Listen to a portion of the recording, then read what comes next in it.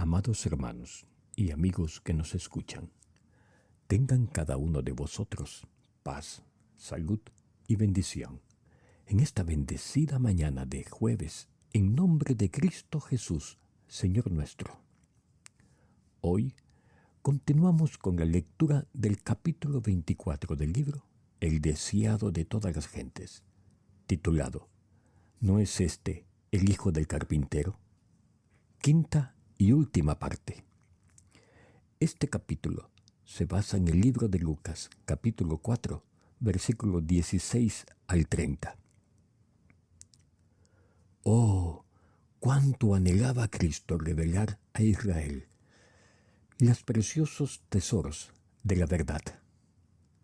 Pero tal era su ceguera espiritual que fue imposible revelarle las verdades relativas a su reino. Se aferraron a su credo y a sus ceremonias inútiles, cuando la verdad del cielo aguardaba su aceptación. Gastaban su dinero en tamo y hojarasca, cuando el pan de vida estaba a su alcance. ¿Por qué no fueron a la palabra de Dios para buscar diligentemente y ver si estaban en error? Las escrituras del Antiguo Testamento presentaban claramente todo detalle del ministerio de Cristo, y repetidas veces citaba él de los profetas y decía: «Hoy se ha cumplido esta escritura en vuestros oídos». Si ellos hubiesen escudriñado honradamente las escrituras, sometiendo sus teorías a la prueba de la palabra de Dios, Jesús no habría necesitado llorar por su impenitencia, no habría necesitado declarar: «He aquí, vuestra casa os es dejada desierta». Podría haber conocido las evidencias de su carácter de Mesías, y la calamidad que arruinó su orgullosa ciudad podría haber sido evitada. Pero las miras de los judíos se habían estrechado por su fanatismo irracional. Las lecciones de Cristo revelaban sus deficiencias de carácter y exigían arrepentimiento. Si ellos aceptaban estas enseñanzas, debían cambiar sus prácticas y abandonar las esperanzas que habían acariciado, a fin de ser honradas por el cielo. Debían sacrificar la honra de los hombres si obedecían a las palabras de este nuevo rabino. Debían ir contra las opiniones de los grandes pensadores y maestros de aquel tiempo. La verdad era impopular en el tiempo de Cristo y es impopular en el nuestro. Lo fue desde que por primera vez Satanás la hizo desagradable al hombre, presentándole fábulas que conducen a la exaltación propia. ¿No encontramos hoy teorías y doctrinas que no tienen fundamento en la palabra de Dios?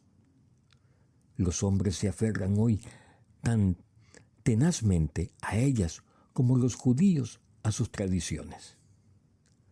Los dirigentes judíos estaban llenos de orgullo espiritual. Su deseo de glorificar al yo se manifestaba aún en el ritual del santuario. Amaban los lugares destacados en la sinagoga y los saludos en las plazas. Les halagaba el sonido de los títulos en los labios de los hombres, a medida que la verdadera piedad declinaba entre ellos. Se volvían más celosos de sus tradiciones y ceremonias. Por cuanto el prejuicio egoísta había oscurecido su entendimiento, no podían armonizar el poder de las convincentes palabras de Cristo con la humildad de su vida. No apreciaban el hecho de que la verdadera grandeza no necesita ostentación externa. La pobreza de ese hombre parecía completamente opuesta a su acerto de ser el Mesías. Se preguntaban si es lo que dice ser, ¿por qué es tan modesto? Si prescindía de la fuerza de las armas, ¿qué llegaría a ser de su nación? ¿Cómo se lograría que el poder y la gloria tanto tiempo esperados convirtiesen a las naciones en súbditas de la ciudad de los judíos? ¿No habían enseñado los sacerdotes que Israel debía gobernar sobre toda la tierra? Era imposible que los grandes maestros religiosos estuvieran en error. Pero no fue simplemente la ausencia de gloria externa en la vida de Jesús lo que indujo a los judíos a rechazarle.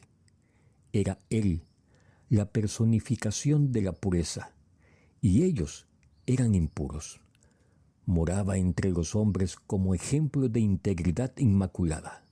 Su vida, sin culpa, hacía fulgurar la luz sobre sus corazones. Su sinceridad revelaba la falta de sinceridad de ellos. Ponía de manifiesto el carácter huero de su piedad presuntuosa y les revelaba la iniquidad en toda su odiosidad. Esa luz no era bienvenida para ellos. Si Cristo hubiera llamado la atención sobre los fariseos y hubiera ensalzado su erudición y piedad, lo habían saludado con alegría. Pero cuando habló del reino de los cielos como una dispensación de misericordia para toda la humanidad, estaba presentando una fase de la religión que no tolerarían.